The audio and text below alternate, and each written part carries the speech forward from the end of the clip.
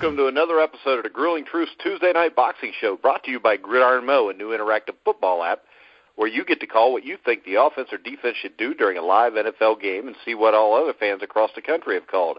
Check out Gridiron Mo at www.gridironmo.com. As always, for the Tuesday Night Boxing Show, I'm your host, Mike Goodpasser. I'd like to welcome in my co-host, Mythical Dave Sidursky. How you doing, Dave? I'm doing well. How you doing, Mike, on this wonderful Tuesday evening? Do you watch any of the boxing this last weekend? I refused. I did not pay for the pay-per-view, to be honest. Well, I'm not talking about the pay. I'm talking about the good fights. Actually, no, I missed them. I'm going to need a new co-host. You don't watch boxing. What the hell? I had other things to do on a Saturday. I'm sorry. What do you got to do on a Saturday in Boston or whatever godforsaken hellhole in Massachusetts you live in? It's Halloween season around here. Oh, you were trick-or-treating early, huh? Get some extra candy? Yeah, Salem is only 5 miles down the road from me, so, you know. All right. I think you were just drinking beer and watching college football, but okay. So, our topic tonight, the top 10 featherweights in boxing history. You want to start off with your number 10? I will start off with my number 10. My number 10 is, and this was tough. This was like 5 or 6 guys that I was going back and forth around, and I ultimately went with Eric Morales. Obviously a great champion, 4-division champion, wins over, a great fight series with Marco Antonio Barrera. He has a win over Manny Pacquiao, Daniel Zaragoza, Junior Jones, Kevin Kelly, Paulie Ayala. 18-5 in world championship fights, a 4-division champion, and he did just enough for me at featherweight, winning the title and defending 4 times, that he barely makes the list ahead of some other guys who I think might be better fighters, but they just didn't accomplish quite as much at featherweight. Example, Wilfredo Gomez. I don't have him on my list, but you think he could have beaten Asim Hamid? My number 10 is an old one, which I always give you crap about, but I got George Dixon from 1906. He was the first black world champion, turned professional right around the age most people start shaving, made his first claim to the featherweight crown before his 20th birthday. Also was a bantamweight champion around that time, too. Would probably make at least a top 25 bantamweight list. At first glance, Dixon's record might scare off modern people. He was 50-26. But in Dixon's case, I think context counts. I mean, prior to 1900, he'd only lost 5 contests while facing the best from bantamweight to lightweight, and fights went as deep as 40 rounds, which I know we've discussed that before. There's not much substantial film on him, which makes it hard to judge, but you just kind of look at his career. Would he win a championship? I mean, he faced 7 titleists: Solly Smith, Billy Murphy, Young Griffo, Dave Sullivan, Terry McGovern, Young Corbett, too, and Abe Attell, who also was involved with that 1919 Black Sox scandal, which I learned from watching the movie. What was it, 8 Men Out? One of my favorite baseball. Yeah. Dixon was a member of the first Hall of Fame class for the International Boxing Hall of Fame in 1990. So my number 10 is George Dixon. Okay, he missed my list. He's one of those guys that's hard to. Was he really a bantamweight? Was he really a featherweight? He's kind of a tweener. I've always thought of him as more of a bantamweight, but yes, he accomplished a lot at featherweight too. He'd certainly be. He's on the periphery of my top 10, put it that way.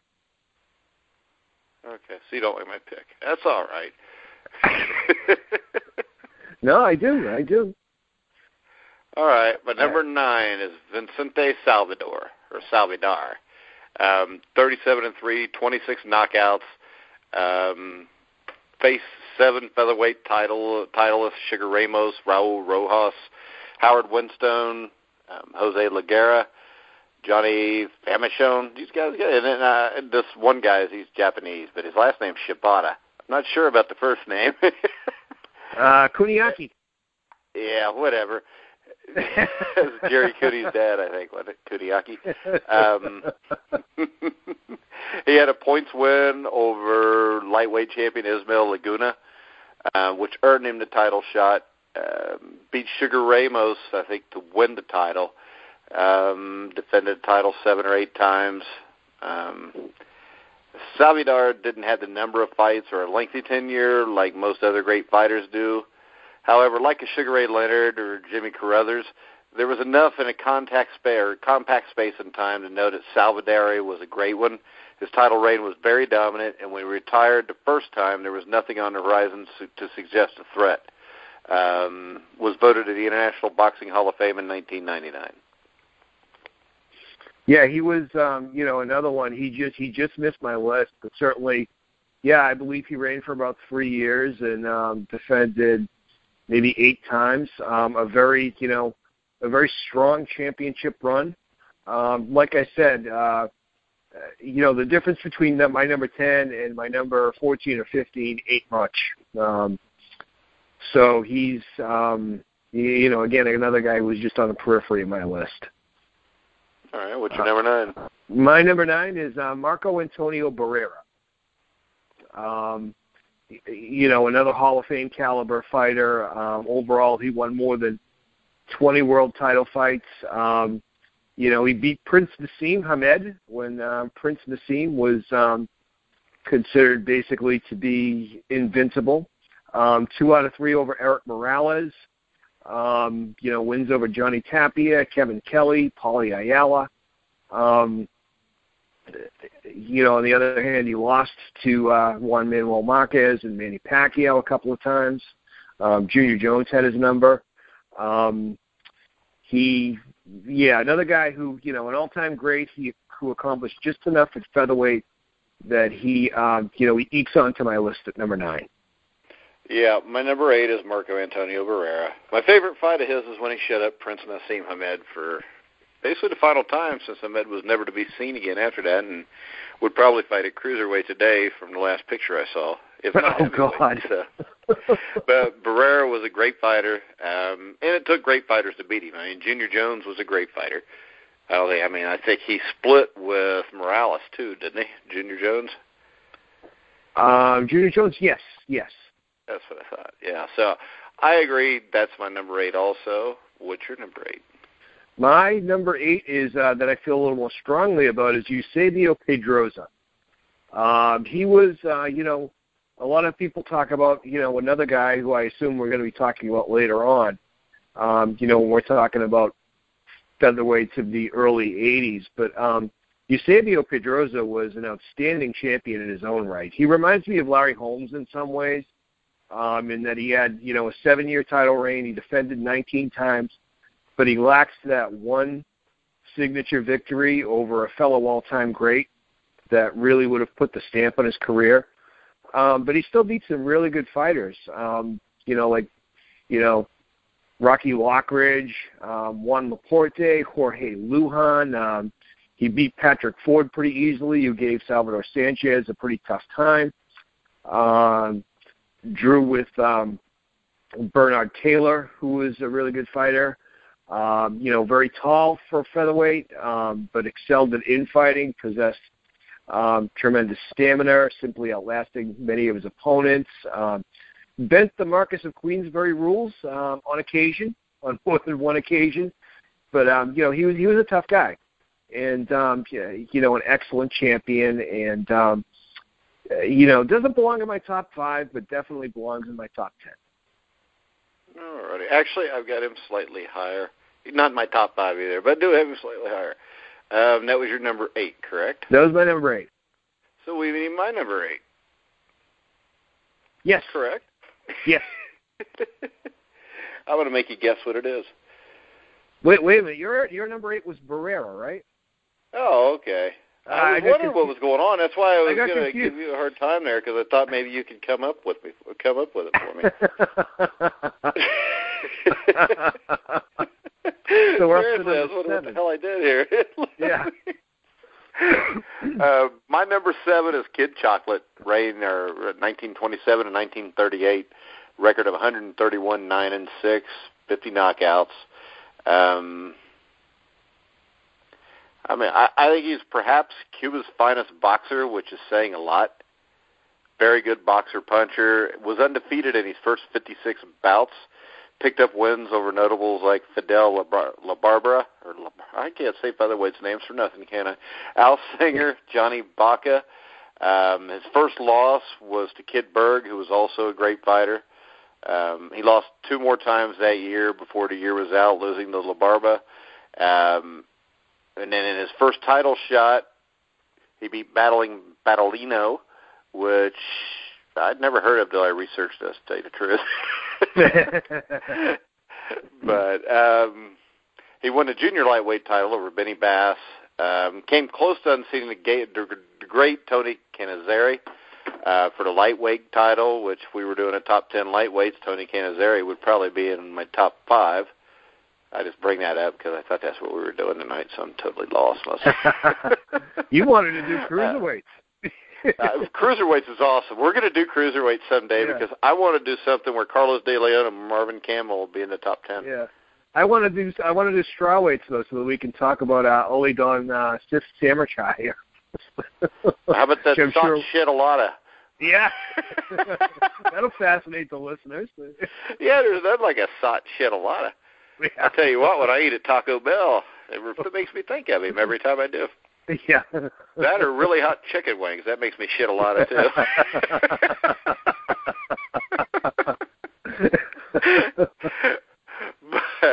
But actually, my number 7, I had a tie. Is that all right? Sure. Okay, I never let you have a tie, but that's all right. Because I was really torn between these two, so I ended up with 11. But Johnny Kilbane would have been my other one. 51-4, fought Abe Attell, Johnny Dundee. He fought like 150 fights. A lot of those were newspaper decisions, but we know for a fact that he won over 100 fights, and he didn't come close to losing for over a decade. Didn't have a lot of title defenses, but his quality of competition remained high. And also, you had the war in between there. The war about the same time also, World War I, which took a little bit off of him also. But so that's my tie for 7, Kid Chocolate and Johnny Kilbane. All right. They both missed my featherweight list. They're both on my top 100 list. Chocolate, another tweener. Was he really a featherweight? And was he a junior lightweight? And the other thing that got my attention about him was that he actually had a losing record against fellow Hall of Famers. I think it was 3-6 or something like that. No shame in that, obviously, but something to consider. And Kilbane, I believe Kilbane held the title for 11 years, but he only defended like 4 times. So, I thought about including him, but in the end I decided to leave him off. Yeah, but you know what? You put Jack Dempsey in a lot of lists, and that's about the amount of title defenses he had. So... So my number 7 was the Professor, Azuma Nelson. He fought victories over Wilfredo Gomez, who was a Hall of Famer, who I seriously considered putting on this list. Went life and death with Salvador Sanchez in just, I believe, his 14th professional fight. I believe the fight was very even before Sanchez rallied to stop him in the final round. A great career overall. He had an extended reign at junior lightweight as well, but, also accomplished some significant things at featherweight, defending 3 times over a 6-year period. He beat Marcos Filisano, who I believe was a champion as well. 18-4-2 overall with 12 knockouts in world championship fights, and perhaps the greatest African boxer of all time. I can go with that one. Actually, where am I at? Number 6 on mine? We're up to number 6, yes. We're up to number 6. All right, you can tell I'm scrambling, so I was ready for the lightweight, so let's do that next week. We got no guess. My number 6 is Eusebio Pedroza. I think the comparison to Larry Holmes is very good. I mean, he defended his title as the lineal champion only 5 times, but from 78 to 85, he had 19 defenses of the WBA title. Like I said, 19 consecutive defenses of the WBA belt, set a division record for any recognized version of that world title. The thing that gets me, and the thing that holds him back, which, I mean, I think he could have been top 5 if he would have faced and beaten Salvador Sanchez. They were champions at the same time. Don't know why that fight never came off. But I would have loved to have seen it. I think Sanchez would have outboxed him. I also disagree. I think Rocky Lockridge beat him the first time. But so, what are we up to? Your number 5? No, we're up to my number 6. And alrighty. Yeah, it's funny about Pedroza. Watching him back in the day, it's like I kept waiting for somebody to beat him because I wasn't a big fan, but he just kept outlasting everybody, which as a young fan really frustrated me. But my number 6 is the explosive thin man, Alexis Arguello. One of the classiest men ever seen in the boxing ring. He's better known for his accomplishments at 130, which is probably his best weight, and 135. But he was pretty good at featherweight too. Won the title over the legendary Ruben Olivares by a 13th round knockout. Spent some time at featherweight, a good couple of years, almost 3 years, defending 4 times. Won all 4 in dominant fashion. Never lost the title in the ring. Only lost it due to his battles with the scale. And what else can you say about Alexis Arguello? The guy was a true legend. A class act in the ring and outside of the ring, and one of the most devastating punchers that we've ever seen in the lower weight classes. Alrighty, so I tend to think he was better at junior lightweight, but I don't know. I was kind of caught in between with him like I was with a lot of these guys. And really with this list, I think he could probably have 20 guys that could deserve to be in the top 10. Sure. My number 5 is Salvador Sanchez, which I know you thought I'd put him a lot higher than that, but tragic auto accident ended his life at 23, beat Danny Little Red Lopez twice, Juan Laporte, Wilfredo Gomez, Azuma Nelson. And, I mean, I don't know. You're kind of caught between, is he underrated or overrated here? He had some close calls against some names which only hardcore followers like the Pat Fords and them would recognize. But there's still 46 fights to judge him at. And, I mean, the victories over Gomez and Nelson, who are legends, I think, there wasn't as much depth as some had on their record on people they've beaten. But I think in the end, it's difficult to rate him because the question is how much higher could he have risen with time? And also, if he gets a showdown with Pedroza, if he comes out and he dominates Pedroza the way he beat Gomez, and then you've got on the resume Pedroza, Gomez, Eusebio Pedroza, then I think that puts him up into the top 4. Sure. Actually, your number 5 and my number 5 are the same, so we agree on this one. Yeah, because my first 4, I just couldn't see putting him over any of them, just because of the length of their career and how much they did. Yeah, and as you said, he's kind of a hard guy to rate in that regard, but yeah, even though he died at 23, he still, he held the title for a good 2.5, close to 3-year period, defended 9 times, beat all those all-time greats, struggled with some more nondescript fighters, which, you don't know if that was a matter of maybe styles or maybe he only brought his A-game against the A-game fighters. That can be true, too. But, boundless stamina, and that victory over Wilfredo Gomez was a thing of beauty, and it was a shocker at the time because Gomez was regarded by a lot of people as the best fighter in the world at a time that included guys like Ray Leonard, Tommy Hearns, and Marvin Hagler. A lot of people thought Larry Gomez Holmes was the best. See? Larry Holmes always too. leave Larry Holmes out. Yeah, Larry Holmes too. Michael Spinks, you could add him in there. A lot of people thought Gomez was the best fighter in the world. Aaron Pryor. Aaron Pryor. Damn, I missed the 80s. Really? What you got at number 4? My number 4 is Homicide Hank, Henry Armstrong. Again, a guy who was better known for his accomplishments at higher weight classes, and among the top 5 fighters ever pound for pound. But he was a featherweight champion too. He beat guys like Petey Sarin, Benny Bass, and Frankie Click, among others. What can't you say about Henry Armstrong? The guy was a whirlwind. A tremendous puncher, at one point scoring 27 straight knockouts over a 1-year period between January of 1937 and March of 1938. Over a 3-year period, he compiled a record of 52-1 with 44 knockouts. I think he was at his best at lightweight, but still did enough at featherweight to warrant being in the top 5. All right. Well, I can't really disagree with you because I think we got the same number 4. So. I got Armstrong also. I originally had him at 2 or 3. And when you look at it, though, I just don't think – I think his accomplishments at higher weight classes were better, as you said, at lightweight, welterweight.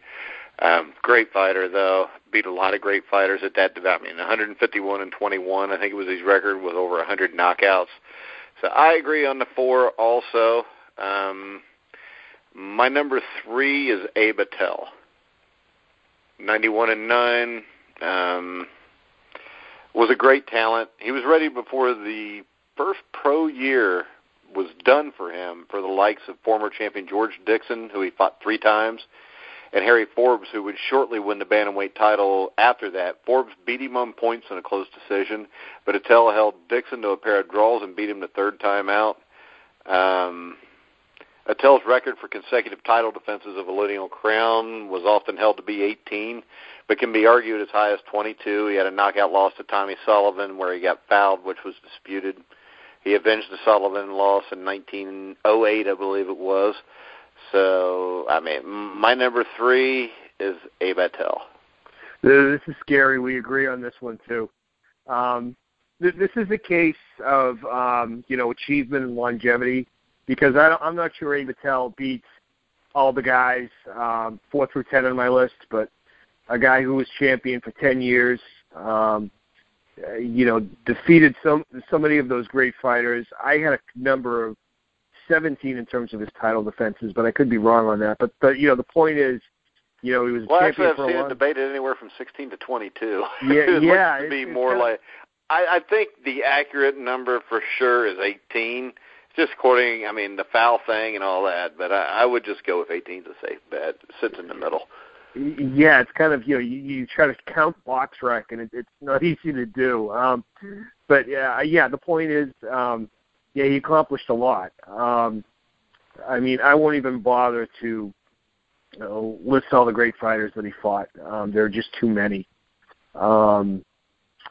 But there were... many of them, some of them at higher weights. He fought some pretty heavy hitters at lightweight too, like Battling Nelson, Freddie Welsh, Matty Baldwin. He was a true legend and a pioneer. All right. What's your number 2? Okay, so if we agree on this one, now it's going to get really scary. Sandy Sadler. We agree. To me, the top 4 were no-brainers. Just the order of 2 through 4 were what got me. Yeah, I think 3 out of 4 over Willie Pep. One of the most devastating power punchers in in a lower weight in boxing history, member of the 100 knockout club, 103 knockouts in 144 victories. that classic series with Sandy Sadler. Also beat guys like, some of these were lightweights as well. Orlando Zulueta, Laurel Salas, Old Bones Joe Brown, Harold Dade, Flash Alordi. Drew with Jimmy Carter. Had a victory over Patty DeMarco, and the list goes on and on. He's in my top 25, pound for pound of all time, and he'd be a handful for any featherweight, in boxing history. Yeah, I'll just say I agree. Plus, he was known as being dirty. I always like those kind of fighters. Oh yeah. Number one, we could probably say in unison then, would be Willie Pep. Willie Pep, yes. I think, didn't he have a winning streak of like over 100 fights in a row at one point?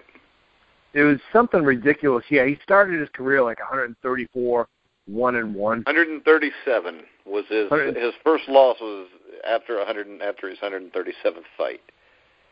Yeah, it was ridiculous. It was something ridiculous like that. Yeah, his record was 230-11. Faced Joey Archibald, Chalky Wright, Jackie Wilson, Sandy Sadler, of course, in that great series. Really, my top 10, like I said, we got on here, and then you said no. We said featherweights, and I'll tell you, the first thing I did is I just wrote down number one, and I left it. You almost have to look for reasons not to have him number one. It's really hard. It could probably be done, but I didn't really have time tonight to do that. And when you watch him on film, you're in awe. Maybe the greatest defensive fighter of all time. Yes. And, to me, it's like when you said we're going to talk about the greatest feather, as soon as you hit feather, Willie Pep came in as my number one. Yeah, guys like Armstrong was all but unbeatable for a few years. If you look closely at Willie Pep's career, he was all but unbeatable until a plane crash in January of 1947. He came back from the crash and found himself beatable by only Sandy Sadler until 1952. And the thing is, with Sadler, I think got him 2 out of 3. But, if you look at before that, even when Sadler was even better, they had common opponents like DeMarco and Terranova, who he beat a lot easier than what Sadler did. So I just think that, he's freaking Willie Pep. He's the greatest featherweight of all time. Yeah, the only argument that you could come up with for not having him number one was, he lost more than he won to Sandy Sadler, but I think, to your point, maybe he was past his best days, and sometimes, styles make fights, which we've seen many times over the years. But, the overall body of work from Willie Pep, definitely, warrants being number one, and it's not even close. Fought, a 26-year career, and, 240 some odd fights. That's in 230 victories. That's pretty incredible. And as you said, arguably the greatest defensive fighter who ever lived, which is saying something, because there have been some pretty good ones over the years. Yeah, like Scott LeDoux. I like to bring him up whenever I can. I wasn't thinking of him so much. You weren't? You didn't see the way he blocked all Larry Holmes' punches with his face? I guess. Well, if you call that defense, if that's your definition of defense, mine would be more like hit and don't get hit, or just don't get hit. But, all righty. Well, we just want to let people know to check out the Grueling Truth Facebook page. Make sure you follow us on there. Go on Spreaker. Check out the Grueling Truth Radio Network. Make sure you give that a follow on Spreaker. Dave can be found on Twitter at Dave at DCS5099. It's an awful lot of stuff to remember. See, mine's easy. I'm just at RiverMonster11. You don't even have to write that down. You can just remember it. But make sure you guys check out all of our shows going on during the week. We got the Pick'em Show with Leon Searcy. We got the San Francisco 49er Weekly Show with Dexter Carter, Matt Andrews-Cabbage, myself and Joe Kelly, and a special guest on the Bengals show this week. So, I mean, we'll have to do a preview to the AFC Championship game, it looks like, too, with Dave Sidersky. Really? Yeah, I think, they look like the two leading teams at this point. I'm impressed with the Bengals. I really am. Well, me too so far, and the Patriots. But I still question the Patriot offensive line. I do too. And really, you don't know. So you didn't pay to see Gennady Golovkin knock out that David Lemieux? No, I didn't. My cable bill is over $200 a month already. Oh, mine was over $300 from that fight last week. Or not last week, but last month. Yeah. Berto and Mayweather. Yeah, but I will tell you, I almost I called it right. I was close to calling it right on both fights. I predicted Triple G by an 8th-round stoppage, and I predicted Chocolito by a 7th-round stoppage. I was off a little bit on that one, but Chocolito feels like a new taco at Taco Bell. Yeah, he's a really But, all right, remember, every Tuesday night you can catch us on the Grueling Truth Radio Network, Spreaker, iHeartRadio, all those good places. You got any final words, Dave? Great show as always, Mike. Enjoyed talking with you, and hope the listeners enjoy. And we'll look forward to next week and NFL Sunday. All right. Well, for Dave Sidersky, I'm Mike Goodpasture. You've been listening to The Grueling Truth, where the legends speak. We'll catch you next time. All right.